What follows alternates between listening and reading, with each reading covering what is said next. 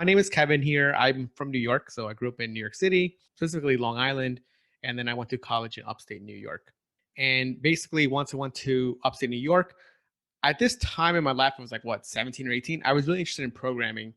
I wanted to do computer science because I was really interested at this time in building stuff. And I thought computer science or programming was going to be the way for me to do that. By this time, I was already kind of building websites. Like HTML was a big thing for me. I was like playing a lot of video games and I was like, whoa, this is so cool. I love building these video games. I like how they're made.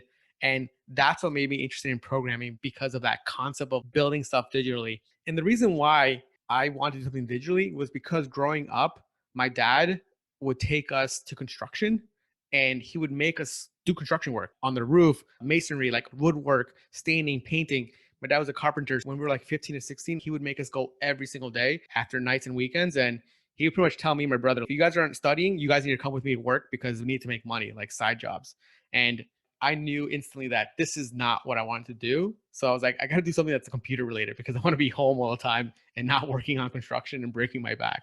So that's kind of what pushed me to do programming and sort of like this online stuff because I just didn't like doing construction. So I went to college at Binghamton, did computer science under Professor Head, who was like our program director. She was great. Really here, it's when I started doing more of my own, like at least for me, my own journey of building products. I started this website called like Monday.me, kind of like a Yahoo Answers for just college students. I built that. It didn't go anywhere, but I had fun building it. I was also competing in a lot of these like hackathons.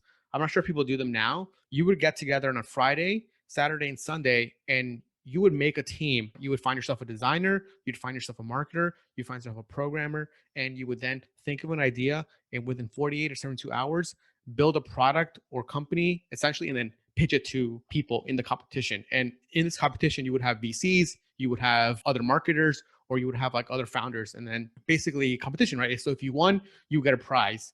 In college, I was doing a lot of this and I thought it was like so fun, just like building an idea. We were in the startup weekend in Syracuse, which is upstate New York, and we built this thing called Go Party Starter. It was myself, my roommate from San Francisco, Adam, and this guy named Andrew Farah. Andrew, he had like a web development company and now he raised like $30 million from like Andreessen Horowitz, which is like a top VC firm for his new company. We were competing in competitions together back in like 10, 20, 12 years ago, which is pretty funny.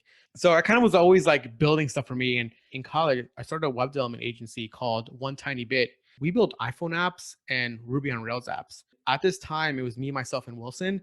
And the way we got jobs was that I would just go on Craigslist and I would look for people looking for web designers or app developers. And I would just email them. So I did that for a long time. And eventually, what I did was I just wrote a Ruby program that essentially would scrape Craigslist. And then every time I would detect these keywords that I knew I wanted to target, like iPhone apps, Android apps, I would then have it automatically email under my Urrutia.Kevin Gmail account, kind of like prospecting for leads. And that's how I got a lot of clients. It was crazy to think that was like a thing that we did because we got so busy that I hired someone to work for me in college who was also like a student in high school in Long Island. His name is Justin.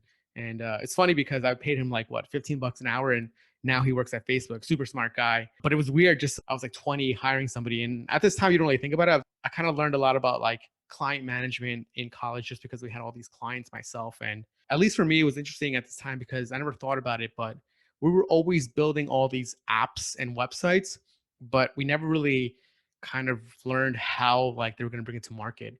At least for me at that time, I was really big into if you build it, they will come type of mentality where like you just have the great product.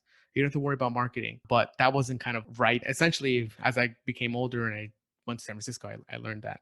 That's sort of my college life. And then during this time, I still always wanted to go to San Francisco. That was like the dream, going to SF, going to California, because that's where all the tech companies were. And the reason why I believed in this was because I would read all these articles on TechCrunch, Tech News, Hacker News was really big. I used to love reading that every day. And I was like, I got to go to San Francisco. Basically, after 4 years of college, I kept applying for jobs.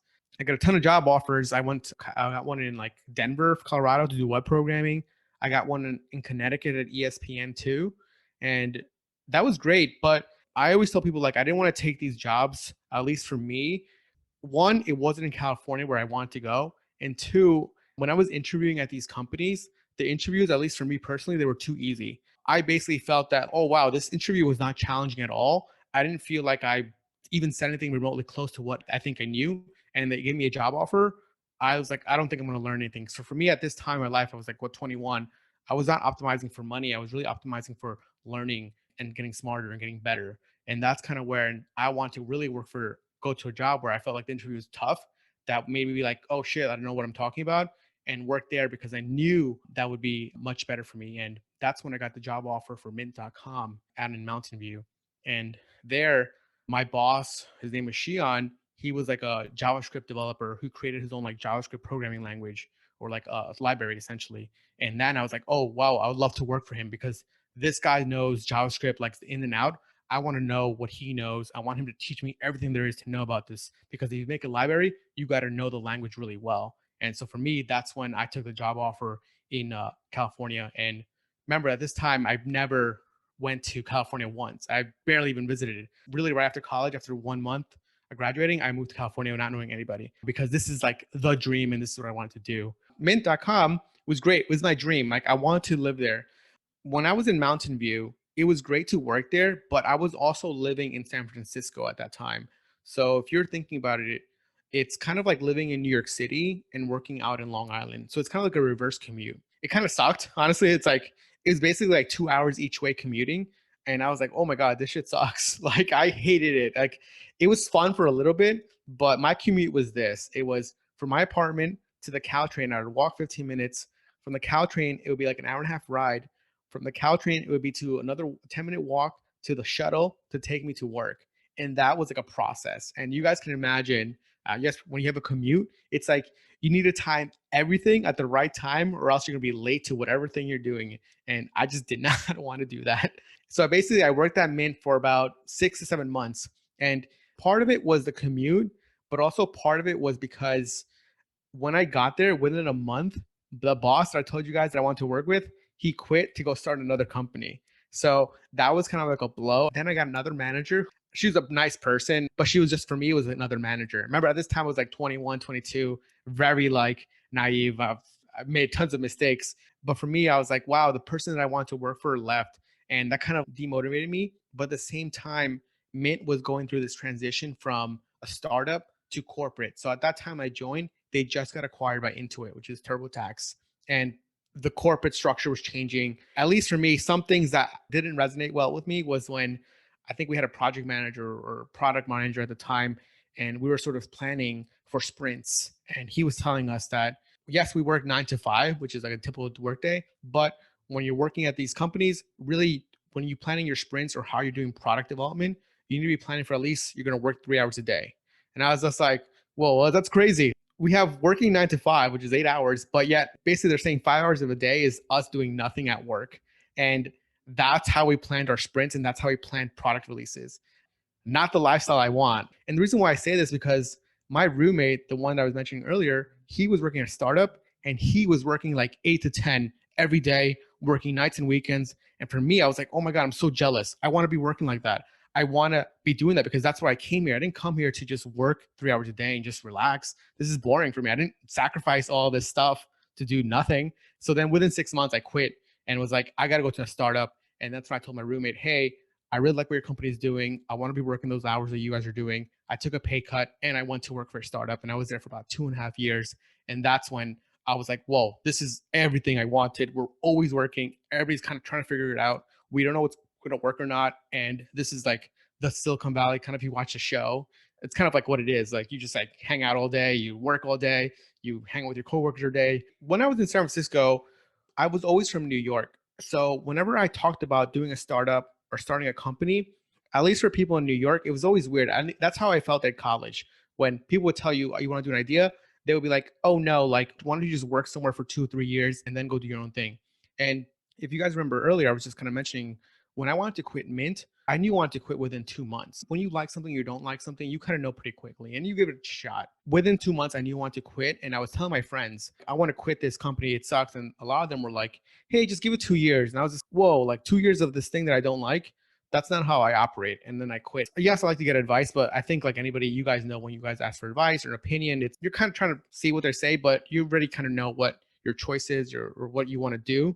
I always thought about I cannot just be here for 2 years. I want to go and do what I want to do. And then great opportunity came. So, anyways, in San Francisco, I kind of felt like that where the people around me were the people that I was looking for and needed around me. When I was in New York, I told people I want to do a startup. Everybody's like, no, that's like, why would you do a startup? It's so risky. And for me, I always thought the opposite. I thought like working for a company is risky because you can get fired anytime. I thought doing your own thing is not risky because you can control the outcome. If you want to get more customers, you know what to do. You want to get more leads, you know what to do, or at least you know the pathway, right? Whereas a company, you can be doing everything perfectly, right? And then your boss or your manager can just fire you for no reason. You don't know how to change that outcome. So for me, a startup, I thought this is the ultimate path of doing what I want to do and really controlling my destiny. And that's how I've always thought about it is I can do whatever I want and control my destiny. I will never be confused as to why things didn't work. And if it didn't work, it's probably because I didn't figure it out. But next time I will.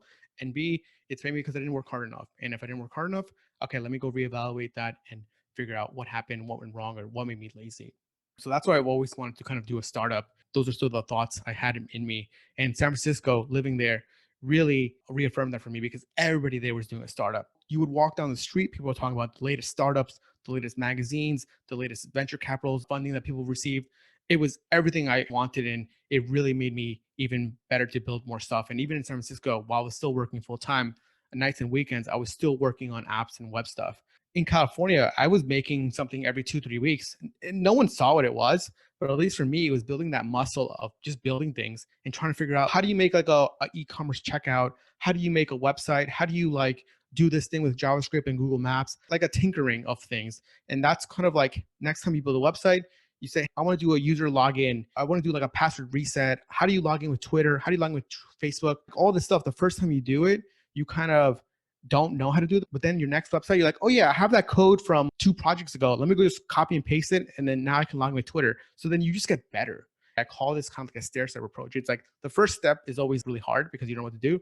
The next step, a little bit better. And then you sort of start climbing up this little sort of ladder. You get to the second floor and it gets a little bit easier every time. It's always going to be tough, but then the next time you know what to do and you sort of have that in the back of your memory and your back of your mind and you don't need to remember it. But then you see something, it's like, I remember I had that bug before, I had that issue before. This is how I fixed it, right? So that's the way I think about it. Anyway, so in San Francisco, what really ended up happening was that I was building all this stuff and I was like kind of wondering, I'm building all this stuff. How come I'm not getting any customers?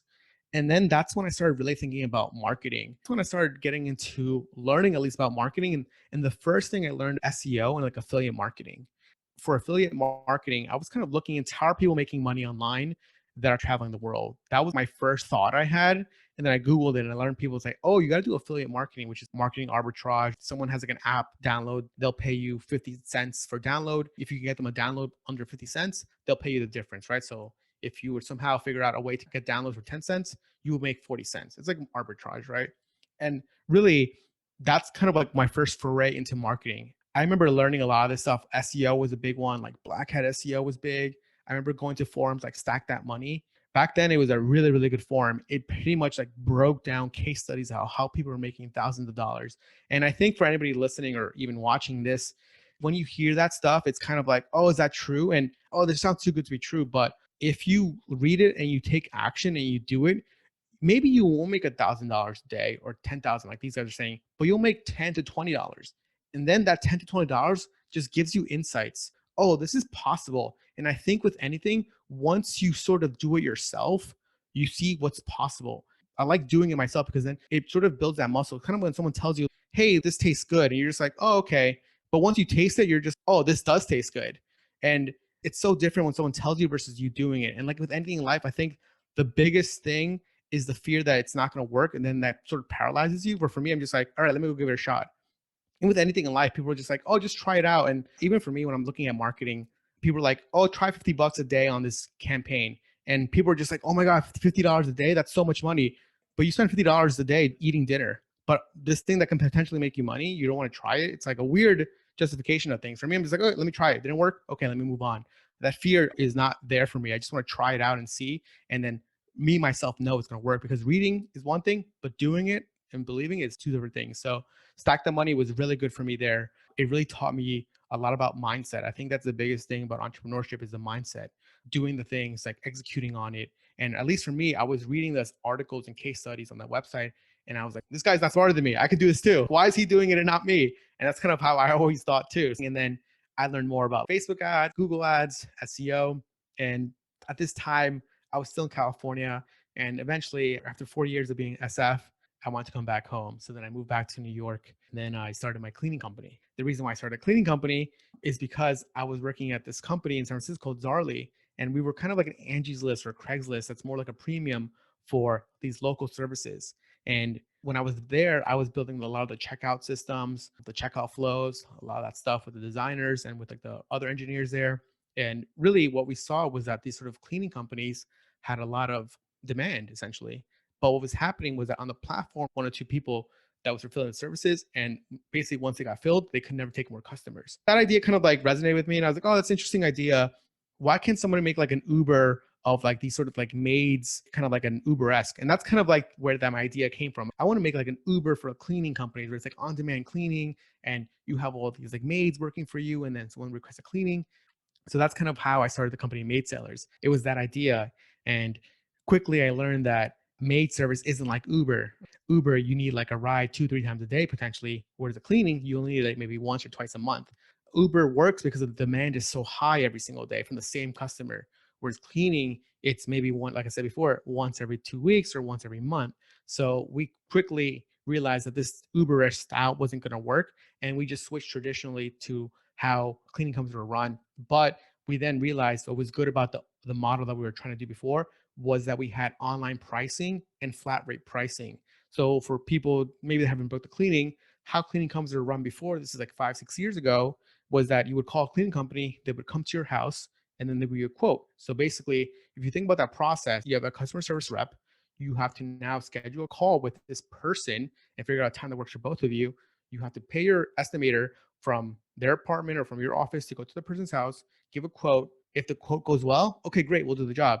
If the quote goes bad, you just wasted a resource, and that's just waste your time. What we said what to do was like, hey, let's just give flat rate pricing based on a number that we think is right. So at least for us, we said if your square footage is this between this side and this side, it's going to be this price. If it's this size and this side, it's going to be this price. And we just made it so you can book online. So now you don't need this estimator going out there to measure your home and potentially rejecting you, where someone sees a price online and they're going to buy yes or no, kind of a traditional e-commerce where you see a product and you buy it. Think about it. Before, it would be like you see a product and then potentially you'd be like, let me go send my demonstrator to your house and see if you want this like widget. If you want it, great, here's the price. If you don't, okay, we're gonna go back home. That's ridiculous. It's really bad. I'm not sure why cleaning companies were done like that before, but it makes sense because obviously some homes are bigger, some homes are smaller. But if you think about it, 90% of the homes are pretty similar, and it's at 10%.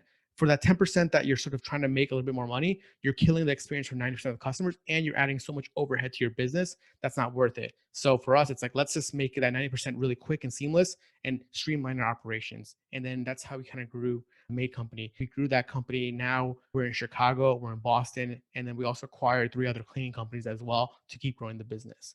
And then basically what happened after 2 years or so of running the cleaning company, I really wanted to do something else. And that's when I started going into e-commerce. And that's when I started doing my first e-commerce company, which is called Montum Outdoor Gear. If the website, if you guys want to go, it's just montumlife.com. And we sell outdoor gear and trekking poles. And the reason why that company started was because my friend Wilson, he had a hammock company. Also, by the way, Wilson was like my best friend in college and my best friend in California. And he also lived with me in San Francisco. I always tell people it's always great to have other entrepreneurial friends where you can freely share ideas or freely think about things. So Wilson would always tell me what he was working on. And then I was like, oh, this sounds really cool. Oh, I kind of want to do this. And then he basically helped me figure out what product to sell, how to market it, how to get it on Amazon. And he also helped me figure out what supplier to get in China.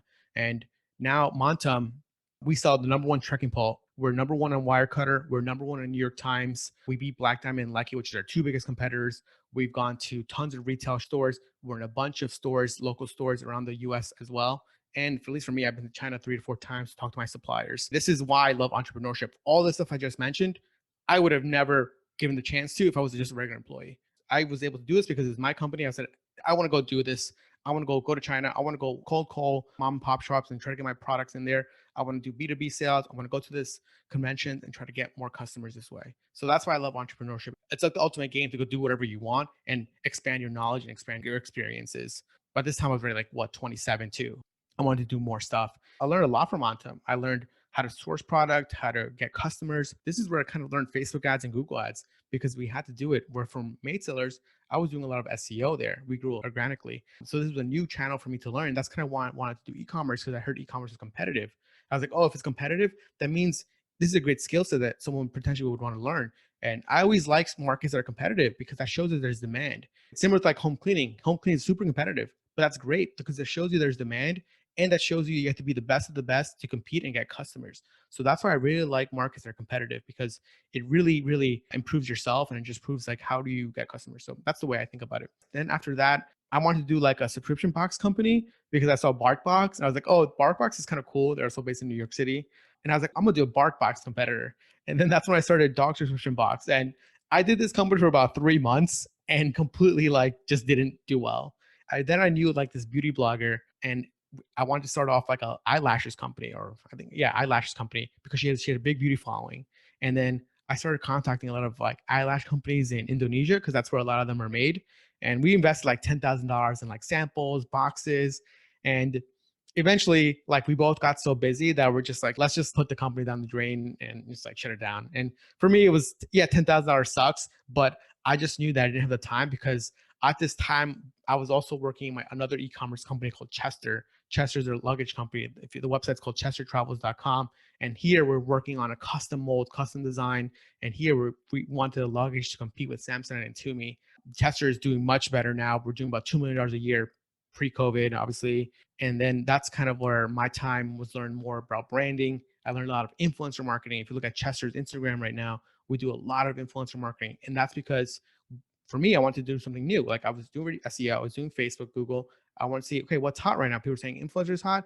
Let me go try this with this brand. And I think that's why I like building stuff, is because it allows me to try different things that maybe one company that I have doesn't make sense, right? For the cleaning company, no one's gonna really post about getting their home cleaning because no one wants to tell people that they're dirty. It's like just a thing. No one wants to say that, right? So for luggage, everybody wants to tell people that they're traveling. Everybody loves traveling. So that's why it worked really well. And of course, I think this is also very important for people listening or watching. It's every channel might not work for the one type of business you're doing. So you might read a case study, you might read an article about how this thing is working well for you, because that business, it makes sense. And I tell people, just don't get discouraged. Just try it. And if it doesn't work, okay, great. But next time you go for a company, next time you do your next company, give it a shot again and take the learnings from that failure and see how you can make it better. Maybe for this company it will work.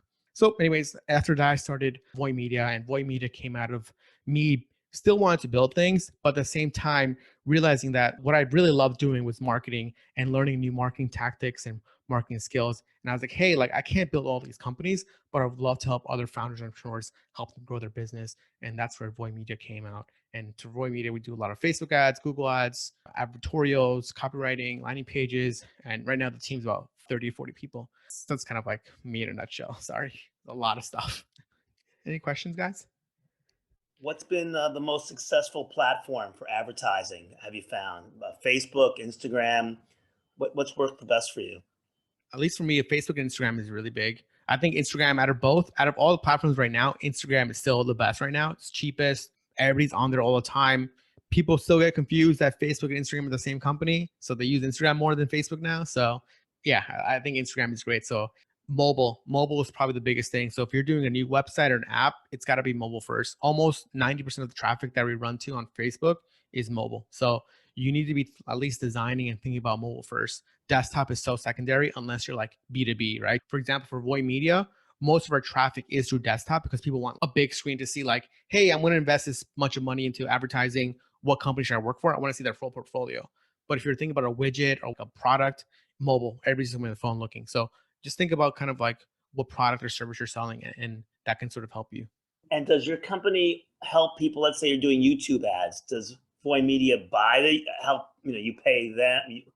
Someone pays you, and then you buy the ads, or it doesn't really work that way. Or Mhm. what's your relationship to the ad buy? That's a good question. So at least for how we do things here is, you as a partner, like you, Steve, you have your own ad account, your own Facebook account, your own Instagram account, your own Google Ads account, which is like for your YouTube ads. And then we join in essentially as a partner to the account. And then we manage the campaigns under your account. One, you as a client, you pay for your own ads with your own credit card. We don't ever take that money. You only pay us the management fee. And the other way that's also helpful is because let's say a year, 2 years from now, you're like, hey guys, I'm going to take this in house. You still have all that previous data. So no matter if anybody listening, watching, whenever you guys are with an agency, I always tell people make sure that you own all these assets because you never know. 6 months from now, a year from now, you will say, hey, I don't want to work with you guys anymore.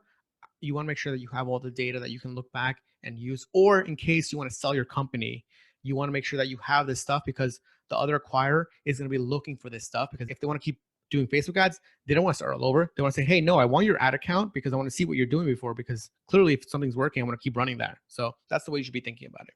And roughly, what is the fee from Voy? What do you? It's a monthly fee, and what kind of number are we talking about?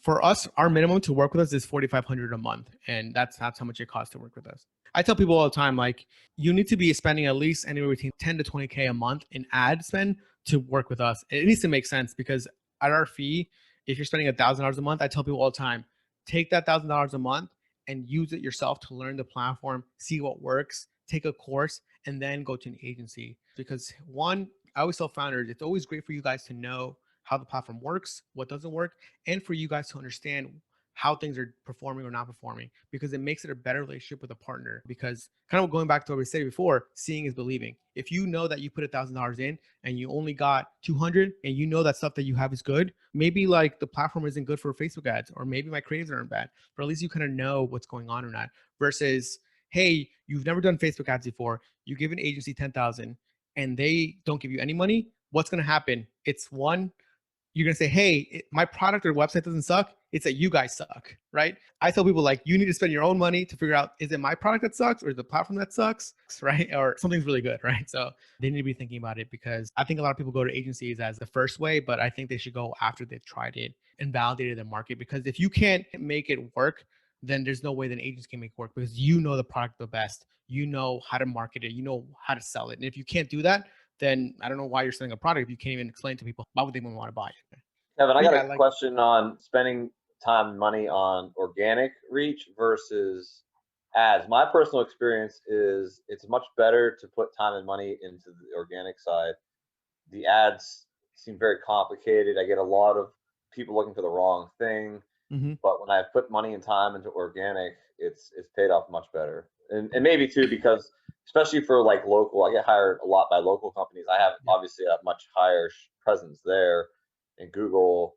If someone types in CAD designer Charlotte versus just CAD designer, say Yep. Southeast or Carolinas or North Carolina or something, just from my experience. But I want to get your opinion on that. I like local stuff too, organic stuff too. So if you're thinking about my maid company, Scott, everything there is organic SEO. Someone searches for maid service NYC, home cleaning NYC, we're top three.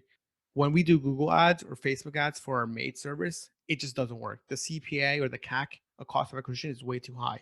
So we invest everything into organic stuff, SEO, guest posting, connecting with local bloggers. That gives us a better return. So it makes sense. And for you, it makes sense, like CAD design, Charlotte. If you're doing organic or Google ads for that, at least bid for that modifier with that local keyword, because that will give you the better qualified traffic. I recommend that if you see that working better for you. But yeah, I like SEO. So if you guys can do it, SEO is a long term game, but I really love it. I think it's probably one of the best channels out there. Actually, Yeah, yeah, I have a question for you on that. yeah, So I hired this guy found me. He's from India. He found me, I think, on LinkedIn like a year ago. And I basically said, "Listen, I think you know what you're talking about. Your credentials are good, and your cost is very reasonable. It's only like $300 a month." that's it. But I Yeah, was like, I really don't need the service. Like, I'm getting enough work, but I'll keep your information. And then, like, I don't know if it was COVID or something else, but the last 6 months have been really slow. So I was like, okay, I hired him. I only pay month to month, so I can stop anytime. yeah, But I'm also smart enough or know enough about it, and I'm sure you can confirm that basically, if you don't invest, if you don't spend enough time, you won't see the reach from yeah. SEO from organic because it's a long term game. And I mean, as far as number of visitors to my month, it's tripled since I hired the guy. I went from Oh, that's good 500 then. a Yeah. month average to 1,500, and I've gotten a few more calls and leads lately than I've gotten. So I mean, it seems to be working.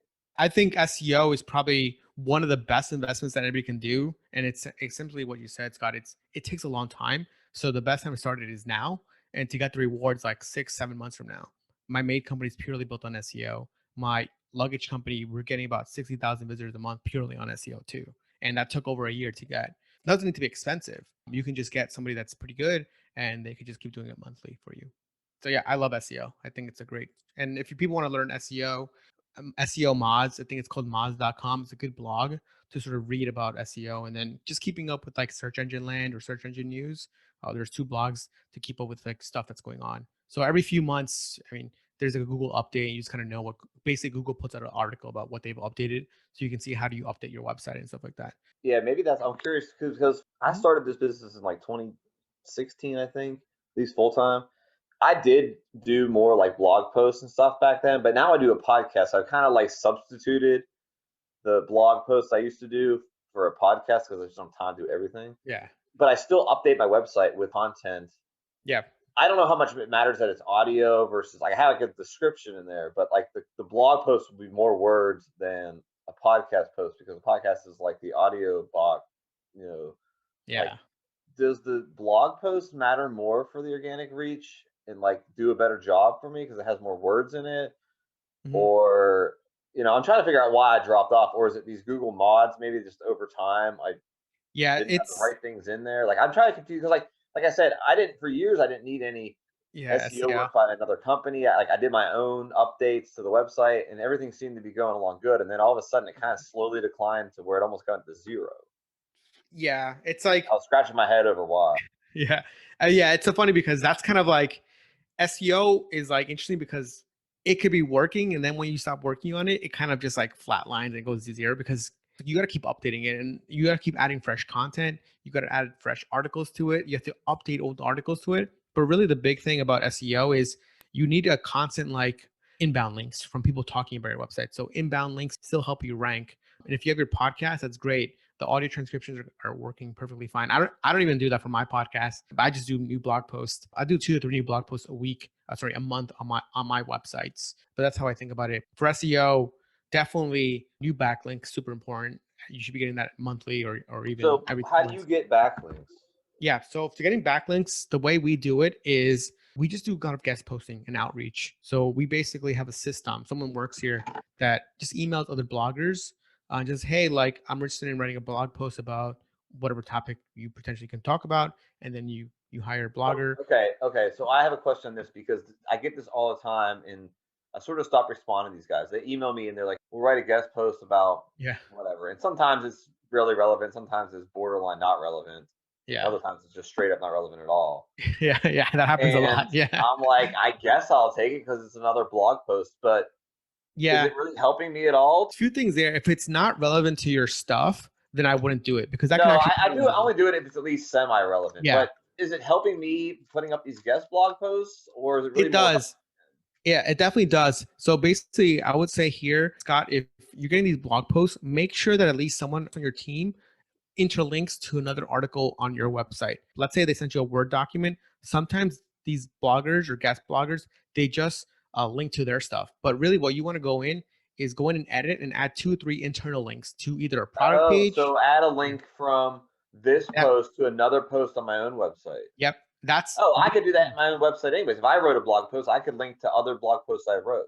exactly. And that's key. So you want to be Huh. doing at least 2 to 3 of those. Yep. So Google doesn't care that it's under the same root domain. They still count that as a backlink. Exactly. Yep. And your That's so internal weird link. because couldn't Yeah. people? Isn't this called like link stuffing or something, where people just link over and over and over again to their own things? So basically, if it's like your own internal website, it's fine. It's only when it's external, other people linking to your stuff. That's when it becomes more of an issue. Internally, you could still link the keywords that you want, and then you're not gonna get penalized as like, let's say you have like 1,000 backlinks that makes you rad for like CAD design, which is your exact anchor match, right? That's a Okay, I different get what you're algorithm. For your internal website, you have a lot more control because like you're saying, hey, no, this is like a CAD design article. I'm gonna talk about it, and it's more common because you know that it's going to be your stuff and you can control it. Whereas an external, Google says, hey, we know you're manipulating because that's how the algorithm works. saying. What about getting this guest post guy? I told one of them, I said, I'll post this if you link my website from your website because I feel like that's important, right? Because Yeah. if somebody goes into their website, like getting a link back to mine just gives way more eyeballs on it. Yeah. Not to mention all the Google benefits. If you can, I would definitely do that. Yeah. You're getting this out of me, I get this out of you. It's a fair trade. Yeah, I would do that. I've done that before and it works really well. So just give it a shot. It makes sense. Like, hey, someone's linked to you, they should talk about you. And It only becomes an issue when you're just like, make sure you use the exact anchor link. And you can say, hey, just put something natural, right? Like, hey, check out this article here. Hey, check out Scott's blog, right? Just as long as it's natural, it's fine. It becomes an issue when you're just kind of like, make sure that you say like this exact keyword, right? Blah, blah, blah. I think someone else had a question in the chat. What do you think about Nextdoor, Thumbtack, or Homeadvisor? So for the maid company, we use a lot of Yelp, which is kind of like a Homeadvisor or a Thumbtack in a way. So Thumbtack, we use that for the maid company very early on in the beginning. So Thumbtack, we used it a lot. So there's a few things I didn't like about Thumbtack and a few things I did like about it. One, you got tons of leads. So Thumbtack is a big SEO player. They rank for almost everything in like anything in the home services space. One thing that sucked about them is that you would pay per request. I forgot how much it was. I don't know, maybe between $8 to $10 a request. And you would pay for it even if you didn't get the job. So basically you were answering requests all day long and you could spend $100 and only get one. So your cost was maybe $100. So that kind of sucked. But basically in the beginning, that's kind of what you need to do to get the initial listing up, to get your bookings up, to your customers. So that's something to be thinking about. And remember, but you have to think about the business model. The business model of Thumbtack isn't to get you quality leads. It's to get you to answer requests because any request that you answer, they make money. So sometimes we thought the leads would not be good, but they would send it to us because they knew that we need to respond and then it would cost us money. Nextdoor, I haven't used it as like an advertising platform, but I've used it as like just a general platform. Honestly, I think it's great because you can have your friend join Nextdoor and be like, hey, is anybody looking for a cleaning company? And then you can be like, this is the company I recommend. And it's like your company, right? So you can do that for anything. Homeadvisor, haven't used that. But then going back to Yelp, we use Yelp for the reviews. I think it's a big review platform. So you got to be on it. It's kind of those things where you kind of just have to be on it, at least in the coastal. New York City, everybody uses Yelp. We've also used their advertising platform. I don't really like the Yelp advertising platform at all. Similar to Thumbtack, you only pay per click or per call. You don't ever know what converts or not. So Yelp will constantly tell you, hey, this is working because you're spending money. But you as a business owner, there is no way to track what's converting or not converting. And as a marketer, that sucks. I'm spending $1,000 a month. What's working or not? But Yelp will be like, hey, look, you got like 20 leads. What does that lead mean? Is it a sale? Like we always tell Yelp, like, hey, like you're a big tech company. How come you don't have a conversion tracking at all? And they're like, no, it's part of the roadmap, or no, we don't do that. Every company that has a great advertising platform wants to know the conversions in order to justify the cost, but Yelp somehow doesn't want to do that because I think that the advertising platform is really bad and they know it doesn't work. So anyways, that's my thoughts. Yeah, Kevin, I use Thumbtack a lot. Actually, I was responding to a customer. Yeah, Let- I what's your think advice on- it's like that, right? I remember I haven't used it in a while, but you pay per request or something like that, right? Yeah, I pay like $5 every time someone contacts me, or it varies like between 5 and Yeah. 20, but it's usually closer to 5, which is good because Yeah. there's the guy I hired for my website. Yeah. He told me that it cost him like $50 a lead. It's like insane because it used to be you chose it. Now you have to have it on automated response and you set a budget. If your budget's $100, it's 2 leads a week and that's it. You're out. I'm expert in certain areas, not others. And so if it's like home plans and stuff, I don't generally do that type of work. And so I don't want to respond to those. How do you handle a situation where you're bidding on a job with somebody else? Like, what would you say to the customer? Like this one guy says, I'm considering your quote, but I'm considering a different offer. I try to do the value proposition, right? Like Yeah. I've got 20 years of experience doing this design. Like I build things myself. Like I know how to make it work. Like I try to do that. I'm not trying to compete on price necessarily. No, You got to be in the ballpark range, yeah. which I know I'm usually at because I've seen other quotes for projects that I've done. But I feel like you got to try to do your elevator pitch a little bit when you get a text like that. That's what you have to do. Like same thing for the maid companies. We wouldn't be the cheapest, but we would say, hey, look, we use employees. We started out in New York City. We're not like a big corporation like maids.com. You always mention competitors. You can say we're a small business owned. You say, hey, like we pay people a fair wage. You kind of like tell people like, hey, this is why you should work with us, right? And that's kind of why you have to do it. Yeah. So when someone says they're considering you and somebody else, you basically just, instead of saying just okay or I'll wait on you, you kind of add that in because it improves your odds. Yeah, it improves your odds. I would say like for you, is just have like a list, a template. Just say, hey, here's why customers choose us. We have over 100 reviews on this platform. We have 20 reviews here. We're small business owned. I could make a longer list. I usually just say something like I've got 20 years experience. I had the most reviews on this website, which actually just like just make it just like I said, it's if they're competing on price, you have to brag about yourself. I think most people just don't want to brag. You have to say like, this is why we're the best. Look, we have this project. Our projects have giving people X awards. Oh, wow, I'm working with somebody experienced. It never hurts when someone says, oh, I'm considering somebody else.